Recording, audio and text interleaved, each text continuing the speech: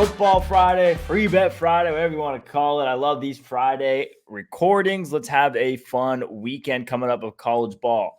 4-2 now on these college football Friday free bets. Last week was a split. Gave you guys two. We were on the Utes, but we also had the under in that game. And they held on.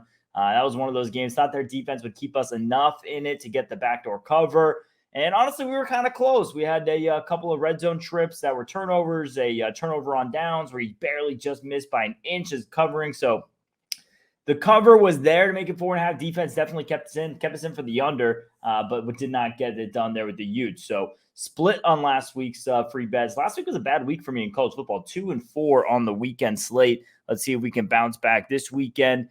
I will tell you guys now, I do not have a bet on the Friday night card. I will be giving you guys a free bet on the one of the Saturday night games. We'll get into that, but we will go through these Friday games. I will tell you guys my leans, but currently no bet on either game on either Friday night game. And hopefully we can have a big bounce back. Really, that's heading into week 6 here.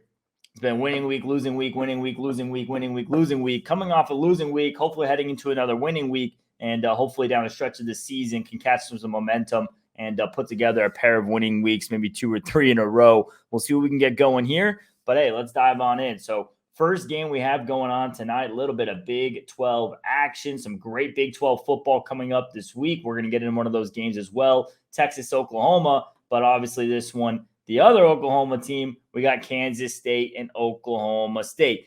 If you guys have been keeping up with me over the last, 2-3 years, you guys know there has been some seasons where I have been on Oak State day in or week in, week out. They had some of those runs, lose the defensive coordinator. They just haven't been the same team since. Then you add in the QB injuries with Sanders, really haven't been the same team since. And meanwhile, Kansas State, much better team over the last couple of years. So this is a matchup. If you look at the matchup history, last year, take last year's meeting, grain of salt, big injuries there, but K-State smoked them 48-zip last year. However, Oklahoma State won the 3 prior meetings, including the last 2 at home by a combined 57-23. So history-wise, it favors a little bit Oak State, but then you just look directly at last season, 48-zip, and then, you got to kind of forget the history before that. Prior to last year's meeting, this is a matchup I would ride Oak State a lot. And a big number here. Both these teams coming off bye weeks. You have Kansas State coming off a bye week after they beat UCF, beat them 44-31. Giddens rushed for over 200 in that game. And then you have Oklahoma State also coming off a bye week. They lost to Iowa State. Bowman did have a nice little throwing performance, threw for 278 in that one. 2 touchdowns, 2 interceptions. This is going to be a tough game. Number-wise on this game, I'm closer to 13 with it. So lean here is Kansas State. I am not looking to lay a double-digit road favorite in conference play where both teams are coming off bye weeks, especially when you factor in Oak State's played this team well, especially at home. You add in the bye week factor. It's just not enough here on the number. And, you could argue my number is maybe a little bit short as well, a little bit high as well, not factoring in the bye week enough. Maybe that bye week's going to help Bowman big time, get a chance to really get his feet wet. He's been playing decent, all considered. Obviously, rather have the experience of Sanders in there. As far as the over-under trends on this matchup, 4 of the last 5 meetings have gone under. That's another read here, 43.8 points per game. 3 of Oak State's last 4 have gone under, 45.8 points per game. But Kansas State, if you guys have been watching college football at all, you guys know Kansas State, their offense is what they are known for. And their last 3 games going over 62.3 points per game. Part of what happens when you're scoring almost 40 a game yourself. So not ideal to back an under with a team that's putting up almost 40 a game. This Oak State team gave up over 30 points to a bad Iowa State offense and don't want to be laying an under in this one. So kind of a chalky game to me. Lean a little bit to the over, lean a little bit to Kansas State. But granted, again, no bet here on this one.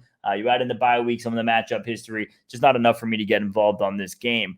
Then we're going to talk about the other game going on tonight. Have a little bit of Big Ten action. Nebraska at Illinois.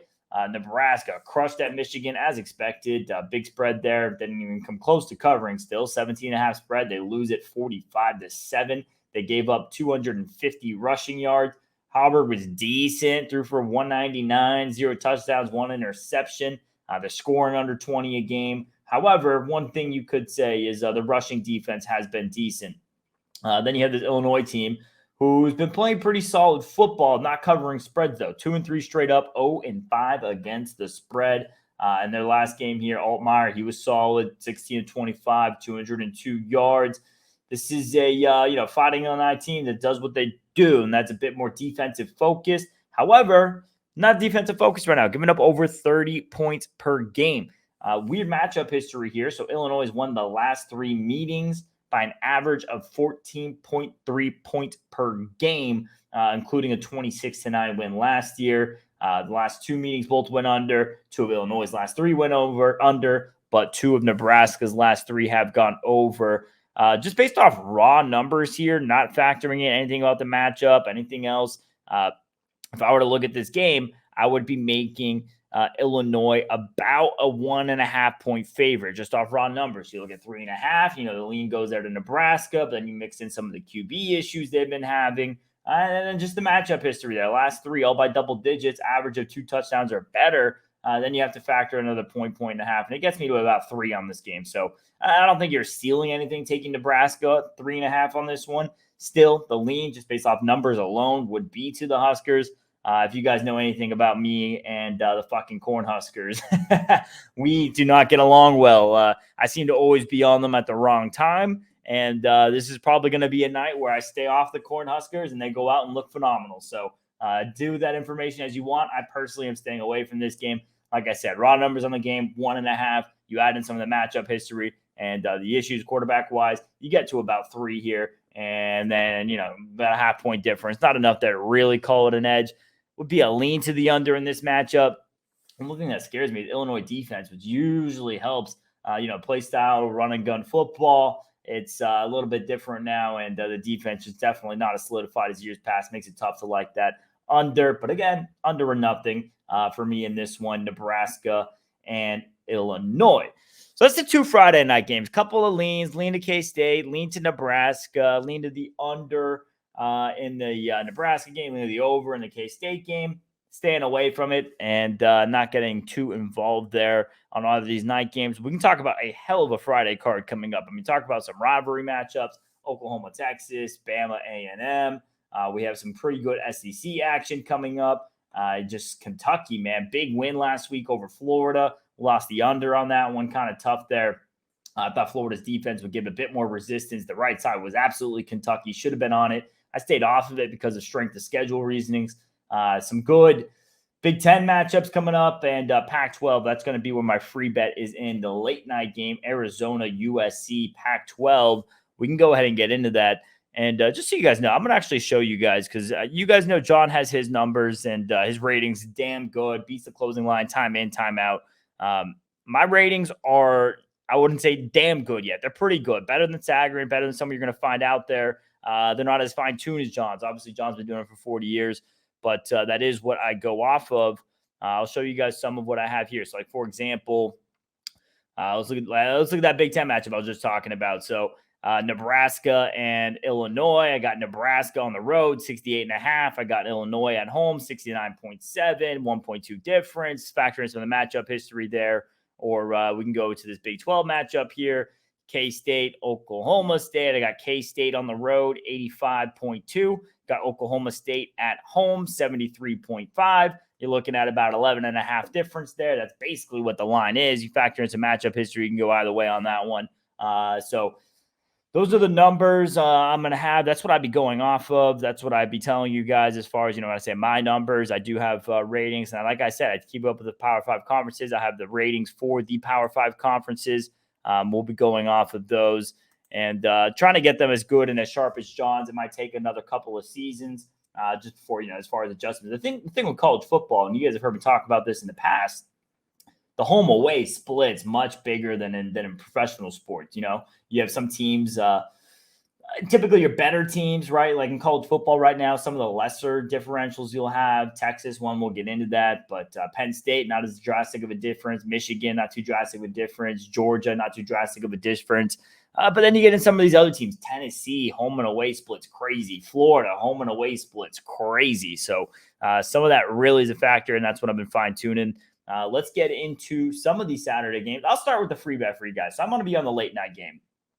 Arizona at USC. I am backing Arizona here in this one. They look good against Washington last week, and that's part of why I'm on it. But it's just a really schedule spot here also for USC. If you guys look at USC's schedule after this Arizona game, they go get at Notre Dame. Then they come back home and they get Utah. So you go cross country, you get at Notre Dame, you come back home, you get Utah. That 1-2 is already tough as hell. Obviously USC Notre Dame, that's a rivalry that goes way back. Utah's, who's been USC's competition in the Pac-12 championship the last 2 games. So that's pretty much 2 rivalry games back to back. Then they get Cal. Okay. After that, they get 3 ranked Pac-12 opponents. They're going to get Washington, Oregon, UCLA to top it off. So 5 of their next 6 games, really, really tough after this. They get Notre Dame, Utah, Oregon, Washington, UCLA. That's what's coming up for USC after Arizona. Big number on this game, 22 points. Let's look at the matchup history. USC has won the last 10 meetings. But, big but here, Arizona's covered the last 3, and they've lost by an average of 6.3 points per game in the last 3. So, last 3 contests, on average, they're keeping it under a touchdown. We're getting 3 touchdowns here, and for how to beat the Bookie members, haven't put this on the website yet, opened up 21.5, went up to 22. Some spot, like one book came down 21.5. For the most part, though, 22. I'm going to wait to see if it goes any higher before I send this out and put it out on the app, just because I want to wait and get this at a high number. It's a late night game. Oftentimes people chasing, going to lay the big favorite in late night game. So this could get late action and get pushed up to 22.5, 23, 23.5. Really, that 23.5 is the number I'm waiting for, just based off key numbers. So I will be on Arizona. I'll take it at least 21.5 is the minimum, but I want to see how far it will get pushed. But yeah, USC offense looked great in the first half against Colorado, but the defense, that's been their problem time in, time out. They are not a great defensive team. They're okay. Colorado's pretty damn good offense, so I'm not going to necessarily penalize them for what happened in the second half of that game, but they're just an okay defense, stellar offense. Here's the thing. Arizona up against Washington last week, another stellar offense. They looked pretty good. They contained. They limited the big plays for the most part. They got back in that game late. They lose that one 31-24. As far as my raw numbers on this game, we were just talking about my numbers. I have Arizona as a road team, 71.2. USC as a home team, 91.1. And that's about just under a 20-point difference. So usually we're looking for a 2-point edge. You look at 21.5 there would be the number on the game, 22. You're looking at about a 2-point edge, but then you start to factor in everything I just mentioned, the schedule coming up for USC, the history of them playing them tough, keeping it within a touchdown. A lot to like here. Arizona's passing game looked a bit better last week with Nafita, threw for 232 yards, 3 touchdowns and interceptions. I get Caleb Williams. I get how special he is. I get how special this USC offense is. Arizona played them tough, and we have seen USC defense allow teams to stay in it. And quite frankly, in this matchup specifically, we've seen their defense allow the Wildcats stay in this. So, hey, this is Arizona plus the 22. Looking to get it a little bit higher if I can, but hey, I'll take it at minimum 21.5. We'll be on Arizona Saturday night. We'll see what price we can get it at, but look them to keep it within 3 touchdowns. Wouldn't be surprised to keep it within 2 touchdowns if you're looking to maybe get an alt line on this one. We'll see how that game shapes up. So that's going to be the Saturday free bet for you guys. Arizona plus the points. Going to be a 3-unit bet on that one. And as far as the rest of the card, let's start diving into some of these terrific, really, really great cards coming up on Saturday. So SEC matchup, one that I just really want to talk about, Kentucky at Georgia. Kentucky, like I said, looked really, really good against Florida. I mean, granted, Florida has been very hit or miss. I think they're now 1-9, 1-10 against the straight up their last 10 road games. Not getting it done on the road, so that part doesn't surprise me. But the run game, man, Florida was pretty good against the rush. Prior to that, they looked okay against Tennessee defensively at home. And just completely different there. So Kentucky's offense surprised me a bit more. Defensively, they did what they have been doing. Kentucky's been a very solid defense. Part of why I was on the under in that game. Now they get Georgia. Now, this game to me is Kentucky all the way or nothing. I I'm kind of kicking myself about Georgia because obviously you like to fade these big numbers, and 0-5 against the spread, and I haven't been on it against it once. So I don't want to be jumping on Kentucky here for it to be the first time Georgia covers with how things have been going. That could be very likely what could happen here. Numbers say, though, based on numbers, let's get back into it. I make this game closer to 10.5. And we're looking at a 14.5 point favorite here for Georgia. No big look ahead there. They get Vandy next, so it's not like Georgia's looking on to anything. But my away rating on this game for Kentucky, 81.5. My home rating for Georgia, 91.8, 10.3 difference there. Look at some of the matchup history. It favors Kentucky. Yes, Georgia has won the last 13 meetings, but Kentucky, they've covered each of the last 4. They've lost the last 3 meetings by an average of 12.7 points. The one last year, just by 10. Their defense held them down. I don't just think Kentucky has a chance to cover this game. I wouldn't be surprised if Kentucky wins this game outright. Georgia's been slipping. That's no secret. They were slipping against South Carolina. They were slipping against Auburn last week. Defense is still pretty solid. Offense, a little bit shaky. A little bit of question marks there. And Kentucky might be the team who's able to dominate time possession, able to get something going on the ground game. Their defense can play into it. They have a play style that factors nicely into trying to beat a team like Georgia. Granted, similar play style, but a play style that could beat Georgia. So I like, I'm leaning pretty heavily to Kentucky tomorrow. Numbers say bet it. Can't overthink it. Georgia 0-5 against the spread. And wouldn't be surprised if this is the first loss Georgia has had since 2021. So yeah, 20 straight wins there in the last 2 seasons. And will be a lean there to Kentucky big time.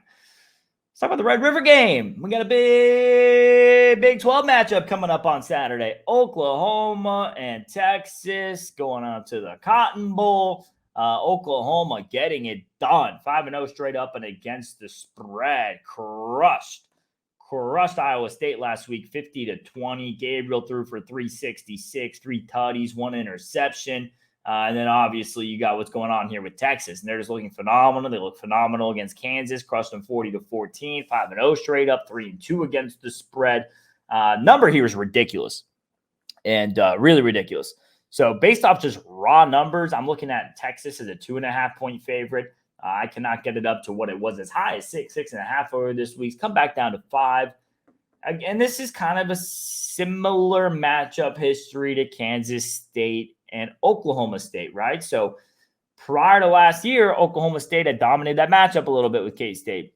Well, similar thing here with Texas and Oklahoma. Texas killed them last year, 49-0. K-State killed Oak State last year, 48-0. Prior to that, the Sooners won the 4 prior meetings by an average of 8.5 points. So revenge factor, a little bit of ownership here. Oklahoma, as far as, matching up here, defensively, I think they are the better team than Texas. Offensively, I'm not as certain, but defensively, I think they're the better team. And if you just look just off the numbers, obviously you see the scoring numbers. Oklahoma's the better team. You got to factor in some strength of schedule and everything else there. Lean here to the Sooners, and this totals a really weird read for me. So 2 of the last 3 meetings gone over, and I mean over 83.3 points per game. I had a meeting that went over 100 points. 2 of Oklahoma's last 3 have gone over, 59.7 points per game, and Texas' last 3 all went under. Actually lean a little bit to the under in this matchup, which I hate to say because it is a very, very high-scoring shootout tendency of a matchup.